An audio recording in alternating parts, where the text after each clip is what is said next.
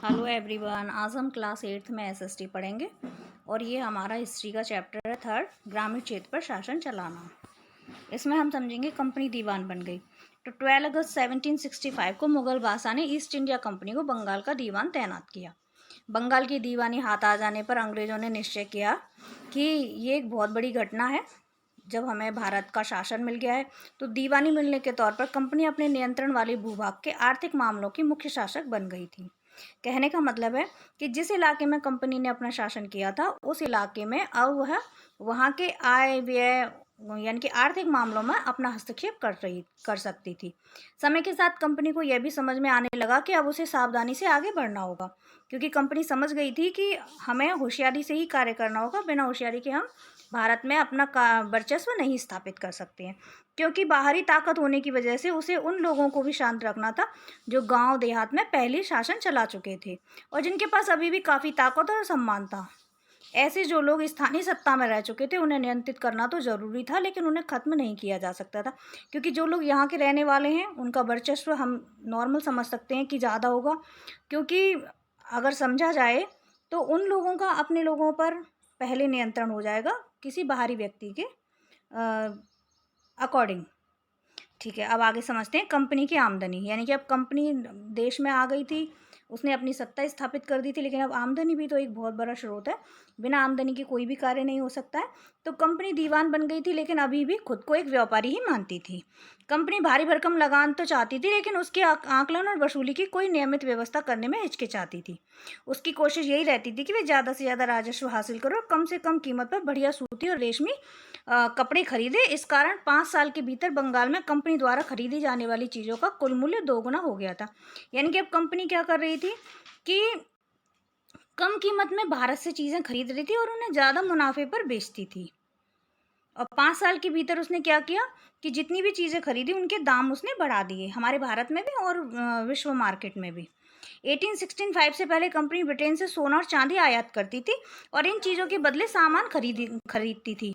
अब बंगाल में इकट्ठा होने वाले पैसे से ही निर्यात के लिए चीज़ें खरीदी जा सकती थी, क्योंकि अब क्या था कि जब उन्होंने हमारे भारत में ही व्यापार करना शुरू किया और उन्होंने कीमतें बढ़ा दी तो उनकी आय बढ़ी।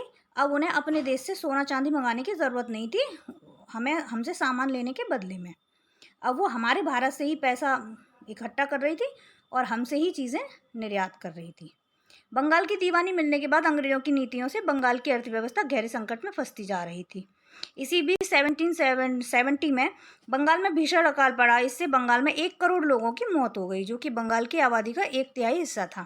कहने का मतलब है कि बंगाल की दीवानी मिलने के बाद अंग्रेजों ने अपनी जो है नई नई नीतियाँ बनाई और उन नीतियों के वजह से क्या हुआ कि वहाँ पर जो अर्थव्यवस्था थी, वहाँ की जो अर्निंग प्रोसेस था, उसमें काफ़ी परेशानियाँ आई और उसकी वजह से और एक ऐसा भी हुआ कि वहाँ पर अकाल पड़ गया, जिस अकाल की वजह से बहुत बड़ी जनसंख्या का हिस्सा जो है उसकी मृत्यु हो गई, जो वहाँ की लगभग 1/3 हिस्सा था। इनको याद रखिएगा, सभी को अंडरलाइन कर लीजिएगा।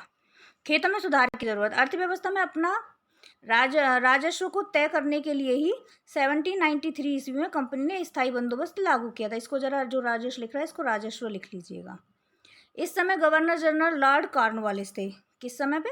जब खेतों में सुधार की ज़रूरत हो रही थी, 1793 के समय वहाँ का गवर्नर जनरल जो था वो लॉर्ड कॉर्नवालिस थे। अंडरलाइन कीजिएगा इसको। स्थायी बंदोबस्त की शर्तों के हिसाब से राजा और ताल्लुकदारों को जमींदारों के रूपों में मान्यता दी गई। उन्हें किसानों से लगान वसूलने और कंपनी को राजस्व चुकाने का जिम्मा सौंपा गया। इस व्यवस्था में जमींदारों की ओर से चुकाई जाने वाली राशि स्थायी रूप से तय की गई। यानी कि अब जो राशि थी उसको स्थायी तौर पर तय कर दिया गया था। इसका मतलब यह था कि भविष्य में कभी भी इसमें इजाफा नहीं किया जाएगा, परंतु यह शर्त है केवल जमींदारों के लिए थी, ना कि किसानों के लिए। जमींदार किसानों से लगान की मांग बढ़ा सकते थे। ऐसा इसलिए था क्योंकि अंग्रेजों को लगता था कि राज्य की ओर से राजस्व की मांग बढ़ने वाली नहीं थी, इसीलिए जमींदार बढ़ती उत्पादन से फायदे में रहेंगे और जमीन पर ध्यान देंगे। कहने का मतलब है कि जो जमींदार हैं उन्हें कोई फ़ायदा होगा तभी तो वो कंपनी के लिए अच्छा कार्य करेंगे। तो कंपनी ने एक डबल माइंड गेम खेला और हमारी जनता से भी टैक्स लिया और हमारे लोगों के द्वारा ही लिया। हमसे जो वसूली वो करते थे हमारे लोगों के द्वारा, क्योंकि जमींदार जो थे वो हमारे भारत के ही रहने वाले थे और वो आम जनता जो किसान थी उससे लगान वसूलते थे। तो इसलिए उन्होंने ऐसी दोहरी नीति अपनाई, परंतु जमींदारों ने ऐसा नहीं किया किसानों को जो लगान चुकाना था वह बहुत ज़्यादा था और ज़मीन पर उसका अधिकार भी सुरक्षित नहीं था। ऐसे में किसान कर्ज में फंस जाता था तथा उत्पादन घटने से लगान भी नहीं चुका पाता था। जमींदार राजस्व चुकाने में विफल हो जाता था, उसकी जमींदारी छीन छीन ली जाती थी। होता यही था कि जमींदार को किसान जो है टैक्स नहीं भर पाता था, यानी कि लगान, और बदले में उसको अपनी ज़मीन से भी हाथ धोना पड़ता था। 19वीं सदी के पहले दशक तक हालात बदल चुके थे। बाजार में कीमतें बढ़ी और धीरे धीरे खेती का विस्तार होने लगा। इससे जमींदारों की आमदनी में सुधार आया, लेकिन कंपनी को कोई फायदा नहीं हुआ, क्योंकि कंपनी तो हमेशा के लिए राजस्व तय कर चुकी थी। राजस्व में वृद्धि नहीं कर सकती थी, क्योंकि उसने खुद ही नियम बनाया था। अब उनका बनाया हुआ नियम उन्हीं पर ही भारी पड़ा था।